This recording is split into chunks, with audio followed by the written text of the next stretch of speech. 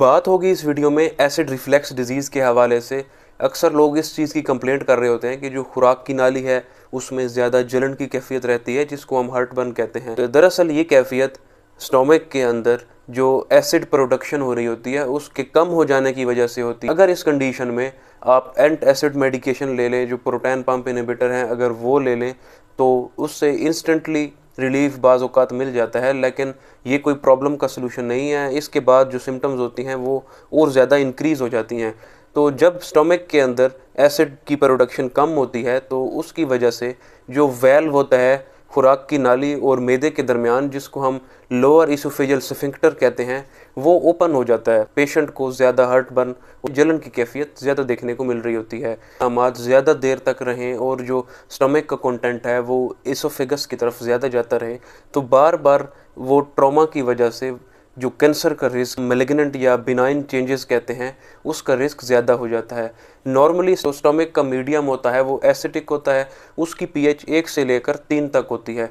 लेकिन कुछ ऐसी वजूहत होती हैं जिनमें जो पीएच होती है वो ज़्यादा हो जाती है, अल्कलाइन साइड पे पीएच चली जाती है। तो उन कंडीशंस में इस तरह की प्रॉब्लम्स कॉमनली देखने को मिलती हैं। नॉर्मल बॉडी का पैटर्न है जिसमें जो फूड पर्सन इंजेस्ट कर रहा होता है, जो वो खुराक खा रहा होता है, स्टमक के अंदर जाके जब उसकी ब्रेकडाउन होती है तो उसके अंदर जो हाइड्रोक्लोराइड है वो अपना रोल प्ले कर रहा होता है। इसके अलावा जो खुराक के साथ जर्म्स, जो बैक्टीरिया बॉडी के अंदर चले जाते हैं तो स्टमक का एसिड उनको भी मार देता है। एब्जॉर्प्शन और जो फूड की ब्रेकडाउन का प्रोसेस होता है उसका आगाज़ मैदे के अंदर ही हो जाता है।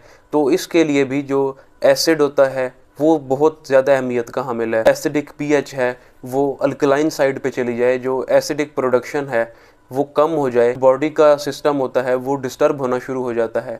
जितने बैक्टीरियाज पहले इनएक्टिव फॉर्म में थे या स्टमक का एसिड उनको किल कर देता था, वो अब अपनी एक्टिव फॉर्म में आना शुरू हो जाते हैं। इसके अलावा जो विटामिन्स और मिनरल्स के एब्जॉर्प्शन के अंदर इसका रोल था, तो उनकी एब्जॉर्प्शन का प्रोसेस वो भी स्लो डाउन हो जाएगा।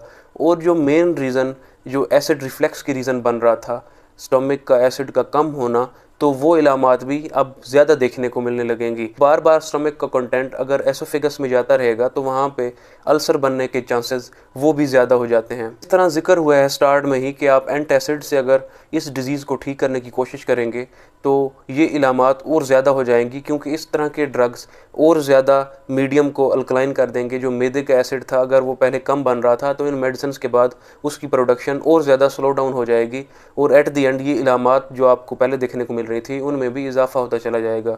और एट द एंड जो कैल्सीफाइड टिश्यूज़ होते हैं उनकी फॉर्मेशन स्टमक के अंदर ज़्यादा होने लग जाए। ऐसी इलामात जो पहले देखने को नहीं मिल रही थी, अब वो इलामात का सामना भी पेशेंट को करना पड़ेगा, जिनमें इनडाइजेशन की कैफियत ज़्यादा, ब्लोटिंग, फ्लैटुलेंस, इस तरह की इलामात अब ज़्यादा देखने को मिलेंगी। बॉडी में नेगेटिव चेंजेस ज़्यादा हो जाएंगी, वज़न कम होना शुरू हो जाएगा, ज़्यादा वीकनेस, लिथार्जिक की कैफियत का पेशेंट को अब सामना करना पड़ेगा। बैक्टीरिया पहले किल हो जाया करते थे एसिडिक मीडियम की वजह से, अब उनकी ग्रोथ वो ज़्यादा हो जाएगी, अब इन्फेक्शंस का रिस्क बढ़ जाएगा। डिजीज़ को ट्रीट करना चाहते हैं तो अगर मेडिकली बात करें तो फेरिस्ट रिटेन्ड हाइड्रोक्लोराइड कैप्सूल्स हैं, इनका इंटेक आप बढ़ा दें। इसके अलावा एप्पल साइडर विनीगर की कैप्सूल्स भी अवेलेबल हैं, आप उनका इंटेक भी ज़्यादा करें। अगर इसके बावजूद भी सिम्टम्स सेटल डाउन ना हो रही हों तो इस कंडीशन में पेशेंट को कुछ और ड्रग्स रिकमेंड किए जाते हैं, जिनमें D2 रिसेप्टर एंटागोनिस्ट, ये डोपामिन D2 रिसेप्टर के एंटागोनिस्ट होते हैं,